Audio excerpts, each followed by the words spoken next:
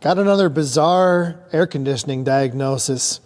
This is a 13 Ford F-150, and the customer complaint was that anytime the air conditioning or the defrost is turned on, the engine cooling fan runs on high all the time, even when the engine is cold.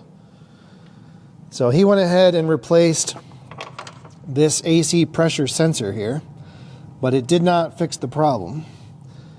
So I hooked up the scanner, and hopefully you can see that. It says AC pressure 290 PSI. I think that's like 20 bar. So I figured that can't be right. It's got to be another bad pressure sensor. But just to be sure, I hooked up the gauges. The engine's been turned off for, 20 minutes. It's cold. The pressure should be about 50 PSI. And if you look at the low side here, it is indeed about 50 PSI. But check out what happens when I open up the high side.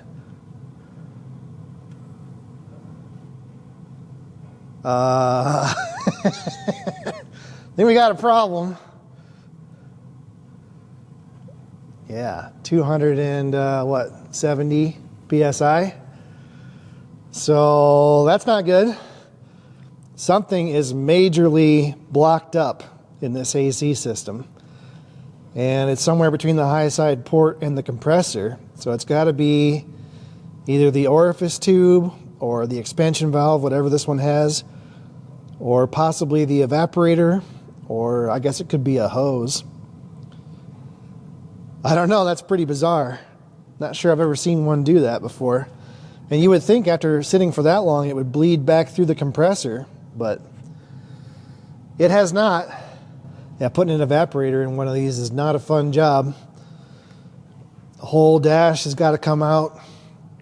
I want to say it's like 12 hours by the book. So I guess we'll hand it back to the customer and see what he wants to do. We did it. 2024 in the bag. Hopefully it was a good year for you. It was okay for me. We'll talk more about that later.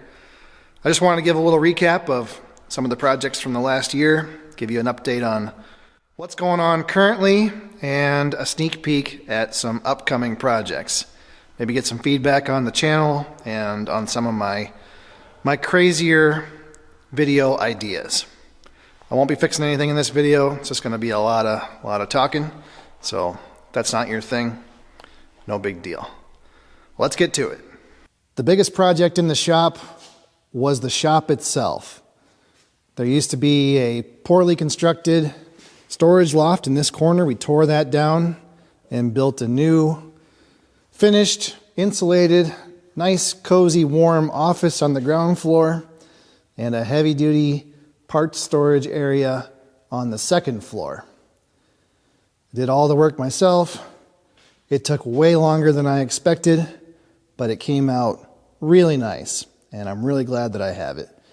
The other big project was finishing the second half of the shop. So I painted all of these walls, ran electrical and air lines, and then I basically rearranged the entire shop, moved everything out and everything back in with an all-new layout. And it's not done, but it's a whole lot better than it was. I'm really enjoying it. I've got this kind of dusty area back here for welding and grinding and blasting and plasma cutting. I've got a machining area here, tool storage in the middle, open area, sort of a woodworking and 3D printing area over here, and then all the mechanic stuff can be done in that end of the shop. Move the lift. Well, actually I put up a new lift. It took a lot of time and effort, and it really interrupted my work, but the results are more than worth it. I wish I would have done it a long time ago. Pretty sure I had all this stuff before 2024, but you may not have seen this welder. This is an ESAB Heliarc 252 high-frequency TIG welder. I bought it in 23, but I didn't get it working until this year. This replaced my old 330 ABP Miller. That was a sine wave machine. This is a square wave machine. So it's actually a little bit smaller and less powerful, but the square wave makes it so much nicer for welding aluminum. This is a really nice welder. It had no cooler, no torch. I had to buy all that stuff. I actually spent more money getting it to work than I did buying the welder itself. I picked up a second 3D printer. That's an Elegoo Saturn Ultra 4, I believe, resin printer. Been having a lot of fun with that. I actually prefer resin printing over FDM printing, but they both have their place. This laser I've had for a long time, but I finally got it working. I was cutting out some leather pouches for slingshots for my nephews. And then I also made the slingshot frames on this Onefinity CNC router. I picked this up from a relative who passed away and finally got it working. It's pretty small, not very powerful, but you can do some pretty cool stuff with it. We'll have to find some projects to use it for on the channel. Back in March, I picked up this Herco VM1 CNC milling machine. If you've been on my channel for a while, you know that I used to have a CNC machine shop. At one time I think I had 6 CNC machines. Is that right? Yeah, 2 lathes, 3 mills, and an automatic saw. And I've owned probably 2 dozen over the years. This machine works. It really just needed to be cleaned up, and then it needed a complete rebuild on the way covers. And I spent a lot of time and quite a bit of money rebuilding those covers. And I got a tip from a viewer about another VM1 that was being scrapped, and he thought I might be able to buy some parts off of it. So I went and took a look, and I did, in fact, buy some parts off of it. And I also bought a whole other machine. This is a Herco VM10. So this is a little bit newer. It has slightly more travel. It has some improved features. It runs Windows instead of DOS, and it works. And I bought it for basically scrap price, maybe a little bit more than scrap price. It really just needs to be cleaned up, and then it also needs the way covers fixed. I mean, it is an ugly machine, that's for sure. It's been sitting for, I think he said 7 years. They really haven't used it, but it's in pretty good shape. Paint, not so much, but I mean, mechanically, I think it's in pretty good shape. So now we got to fix 2 machines, and then we got to decide which one we want to keep, because I don't have the space or really the need for 2. Back in the summer, I picked up this Chicago Dryson Crump press brake. This is a mechanical press brake, pretty similar to the one that Andrew Camerata just installed in his shop. This is a little bit newer and a little bit beefier. This is a 45-ton, 6-foot press. I bought it for dirt cheap. If you're in the right place, a lot of times you can get these machines for free. In fact, I was offered a 10-foot press brake for free after I got this one. Just big companies don't want them because they're pretty dangerous and they don't have any of the modern safety features that are required, and it costs more to add those safety features than it does just to buy a new press. I had kind of a harebrained idea to convert this machine from mechanical to hydraulic, which would basically require a computer-controlled hydraulic system to synchronize both sides of the ram. I'm 100% confident I could figure out how to do it. I don't know if it would be worth it or if it would be something that people would want to watch. I may just do it anyway because I'm curious about how that would work. I don't have a whole lot of tooling for it. I have a lower die that works for 16 gauge, but I'm gonna have to buy some tooling. The tooling typically costs way more than the machine. And you never get tooling with the machines when you buy them. I don't know where all the tools go. They're like oscilloscope leads. They just vanish every time the machines change hands. I picked up a couple of antique motorcycles from the same relative who passed away. That's a Kawasaki W2, and that's a W1. Also got a whole pallet full of parts. That bike, I think, will run without too much work. This bike it's basically a parts bike. There's also a Yamaha back there that's got a DIY fuel injection system. We got to work on that at some point. There'll be a whole couple of videos about this stuff. The Forest Robot remote control log skidder. I got it sort of working about a year ago with a tethered remote. I want to make one more video about it where I make an actual wireless remote. I bought an NRF24 transmitter and started designing a PCB.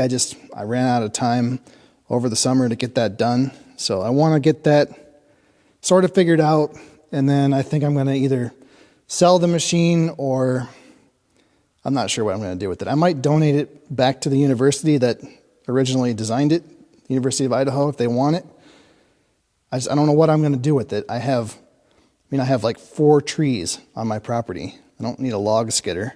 It's cool. I'd love to keep it, but it cannot sit outside. It's got to be stored inside. It takes up a lot of room, and it just doesn't really have any practical use that I can think of, at least not here. I worked on a side-by-side earlier this year, and my wife decided that we were buying a side-by-side. So I sold my four-wheeler, and I bought the cheapest side-by-side that I could find. This is a 2013 Polaris Ranger 800, I believe. It does run, but it's pretty rough around the edges. It doesn't like to start, especially when it's cold. The seller told me that he thought it had a bad fuel pump. I don't think that's the case. I've done some testing. It's got to be a sensor issue of some kind. I don't have any way to communicate with this. This is fuel injected. I don't have a scan tool that works on it, so I'm kind of just guessing. The tires don't hold air. Needs some front wheel bearings. There'll probably be a whole video about this machine. It is pretty fun to drive, but kind of wish I would have bought a better one. I've never been happy with my steel storage system, and I found these 2 vertical bar storage racks for sale locally. I think I'm going to take down my big steel rack and replace it with these 2. I'll have to cut my big 24 footers in half, but that's fine. It'll be better than what I've got currently. I picked up this rack for the sheet metal. This will hold full 4x8 sheets on these rolling drawers. Came from a local laser cutting company. It's designed to be used with a crane. So you roll the drawer out, pick the thing up, pick the metal up with the crane, and then roll the drawer back in. But it should work fine with a forklift. The only real problem with it is it takes up a lot of space. These guys have been hauling ag lime all day long. Constant stream of straight pipe semi trucks. It's like Mad Max out here. This is a 2013, I think, Ram 3500. I bought this just about a year ago to replace my old red Ford. It just got so ratty I couldn't keep driving it. I was going to make a video about all the work I'd done to it over the last year, but turns out I haven't really had to do anything to it. It just works. It does have 356,000 miles on it, but when you drive it, you sure can't tell. It's been nice. It's got the 4 doors, got the duals, flatbed on the back, Cummins engine, 6-speed manual transmission, 4-wheel drive. So far, I really like it. Never thought I would like a Dodge. The Hyster forklift is still stuck. It's finally cold enough now that the ground has frozen. I should be able to get it out. The old 770 Oliver, I was going to fix it. I couldn't get parts. I can probably get parts now, but I kind of lost interest. I got somebody that wants it the way it is. I'm just going to let them have it. Still have the old 1980 Volkswagen Rabbit. It does run. I fired it up. Well, it's probably been about a year ago, but I'm sure it would start right up. You can't kill these things. I should scrap it. I mean, I'm never going to put it back on the road. The floor is all rotted out. I don't know. I have a sentimental attachment to it. My grandpa bought this car brand new back in 1981, and it's always been in the family. My brother drove it for many years. I had aspirations of making a video with it. Well, I had an idea for a whole video series, like teaching my wife to drive a manual transmission. I thought, well, could I make a robot and teach it to shift a manual transmission? Same thing with a bike. I taught my son how to ride a bicycle, and I thought, could I make a robot and teach it how to ride a bicycle? And I'm sure I could. It would take a lot of time, and I don't know if anybody would ever watch that. Still kicking around in the back of my head, though. And then this little guy here is a Massey Ferguson / Iseki 1250. Picked this up earlier this fall. I have a customer who has one of these tractors. It's a 1240. I've worked on it a couple times, made a couple of videos about it. I always said if one came up for sale for a reasonable price, I would try to buy it. And this one came up for a reasonable price. It's got some problems. It needs a clutch, just like the last one. And the sheet metal is a total write-off. It's got some hydraulic issues. The loader's in good shape, though. It's got brand new tires on the back. I think it'll be a nice little tractor if we put some work into it. The Thomas skid steer is still here. I want to convert the quick attach to a standard instead of the proprietary Thomas system. We're going to do that pretty soon, I think. I'm not making this stuff up all day long. Still got the Oliver 1650. Nothing to report on it. Works like a champ. Still got this old 06 F250. But I did sell the 2000 or 2001 that I had. I was going to fix it up. And swapped this cab onto that chassis. I just decided I was never going to get to it. My dad wanted to buy that truck to use it as a wood hauler and just to run around the farm, so I let him have it. I think that's about it for the equipment out here. Getting pretty dark. The lift is sold. It's going out of here on Monday. That's all shelving and some scrap. The rest of this stuff's all going to get scrapped. I ran out of good weather. So as soon as it warms up, we'll take care of all that. I've got a lot of stuff. A whole lot of stuff. And I got rid of a bunch of it, believe it or not, when I did the big shop reorganization, but somehow it barely made a dent. I need to really seriously thin things out. I've got more stuff than I can use. And it ends up just sitting, and a lot of times sitting is the worst thing that you can do to something. It needs to be used. And if I'm not using it, I need to move it on to somebody else that can. Although, I felt a little better after I watched Matt's video, Mr. Diesel Creek. He's playing at a different level. I don't know how he can stand it. I don't want to have that much stuff. Anyway, let's talk about the channel. I know the last thing that the world needs is another YouTuber whining about YouTube. So I try to limit myself to once a year. How did we do in 2024? Well, things were down a bit. More than a bit. They were down about 25%. Views and watch time and all that. The channel got a big boost in 21 and 22, like everybody else. And I just wasn't able to maintain that momentum. And we kind of peaked in 22, and it's been sort of a gradual decline since then. There's a lot of factors there. I'm getting older. I'm going to be 40 this year. I just don't have that energy that I used to have. And my wife, she's got more responsibilities with her job. She can't help me the way that she used to.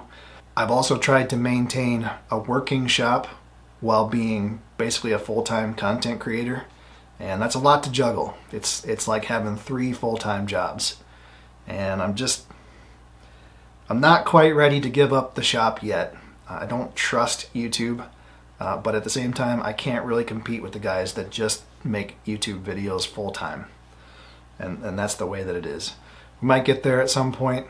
I'm not sure when that's going to happen. I've talked a lot about it, but logistically it's a lot harder than I expected. Also, YouTube has changed significantly in the last few years.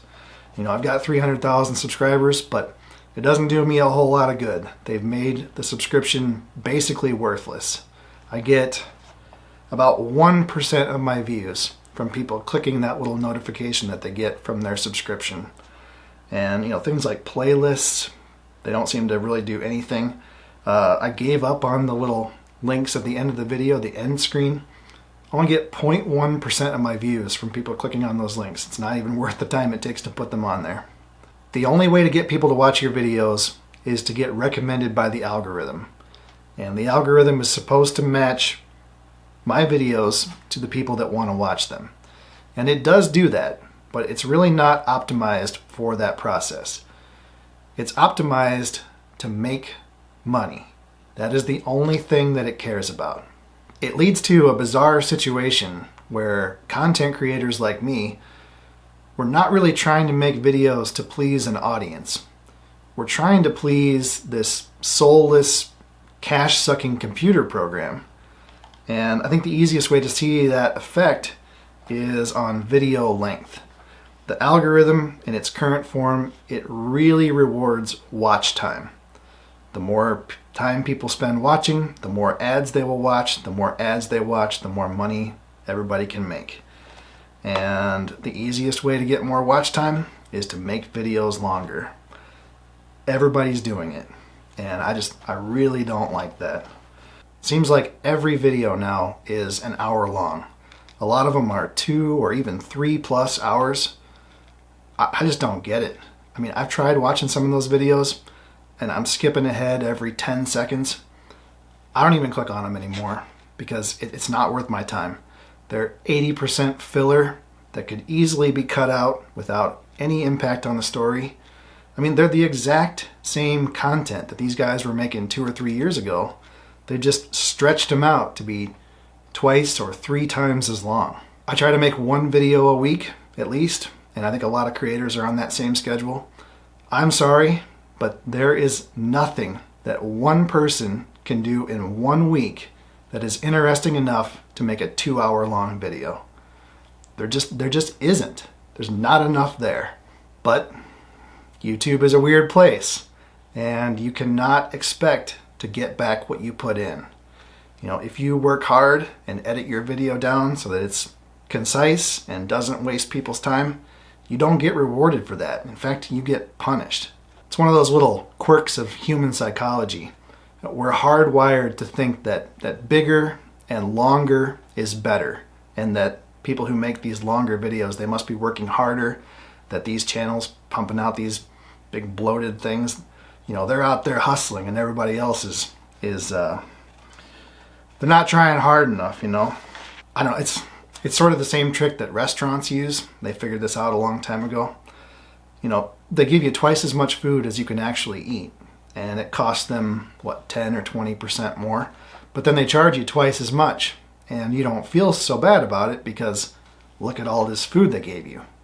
You see it on other platforms too. Look at Netflix. They can justify charging you more for the subscription because look at all this original content that they're creating.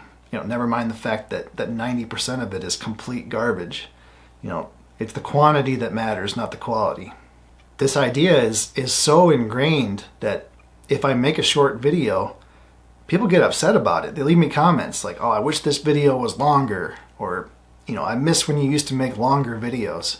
Nobody ever leaves me a comment and says, hey, that was a pretty straightforward job. Thanks for making a concise video that doesn't waste my time. And if every video's got to be an hour long, that really limits the subject matter, because there's a whole lot of things that you cannot stretch out to make an hour-long video. And I've even tried sort of mashing different things together, making like compilation videos, and that doesn't seem to work either, because how do you package that? YouTube's all about the title and thumbnail. It's got to be catchy. You can't have like a bullet list of all the things that's going to happen in your video. It doesn't work that way.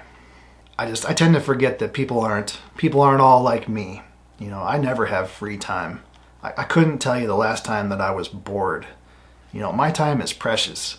And when I click on a video, the most important thing to me is that it's not wasting my time, because my time is very valuable. And if I feel like someone is wasting my time, I'm out of there and I'm not coming back. But that's probably not the case for most people. Especially my audience tends to be older, retired people. Maybe they have a lot of time to burn and they're not so fussy about how they do it. I don't know. But I really feel like this bloated long video thing it can't go on forever, because people are going to figure out that they're just wasting their time.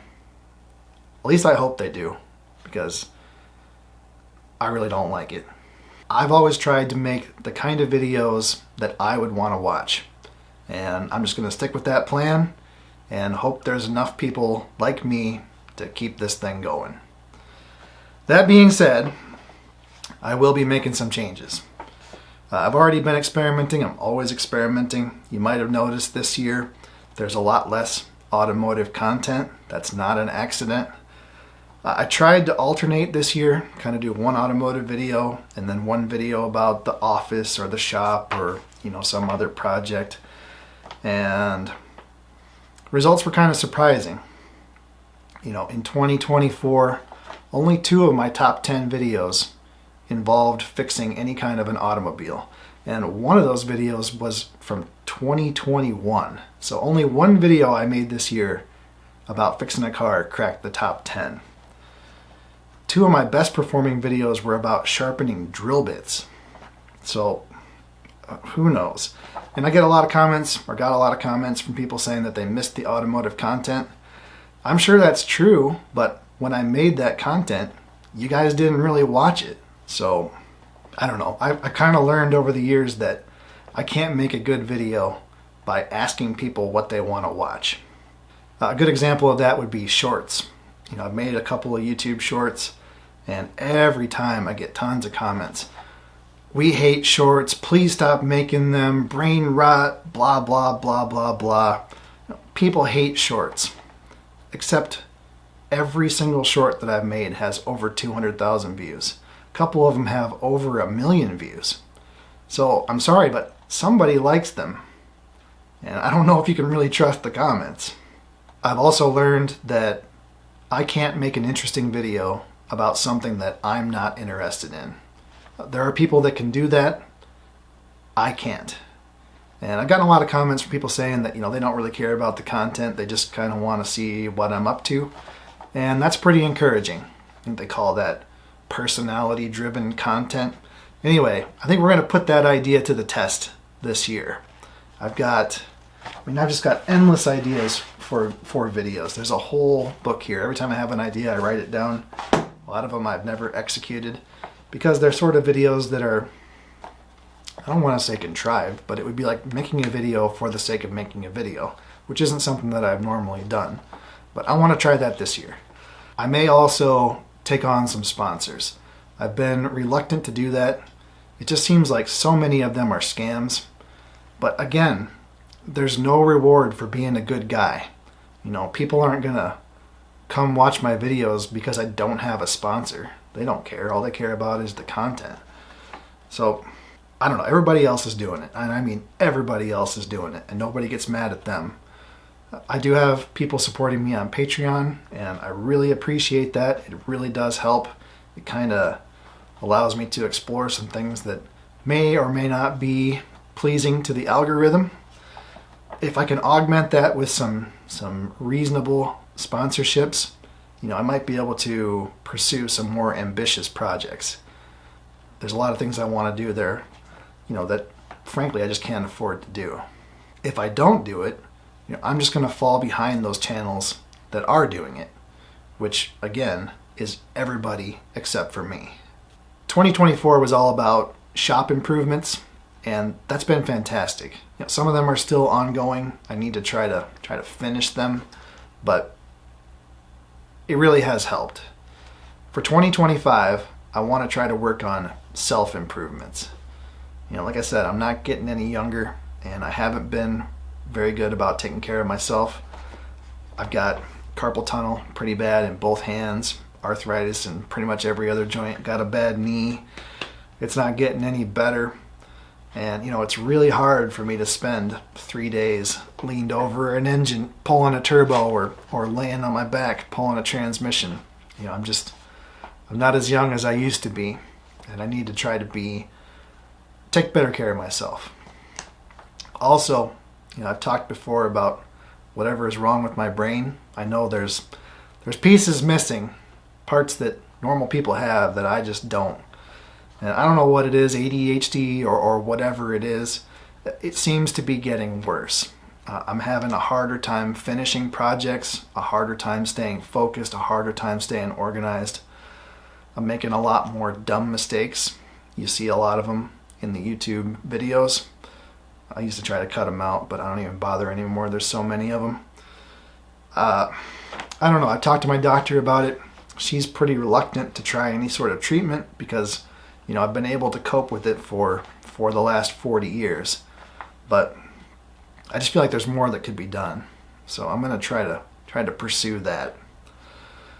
Anyway, I think that's enough. Thanks for watching. I really liked making these YouTube videos. It's the best thing that I've ever done, I think. Like, creative-wise, job-wise, this is the most fun that I've ever had, making these videos. And I think my wife and making YouTube videos is really the only two things that I've never lost interest in. Yeah, thanks for watching.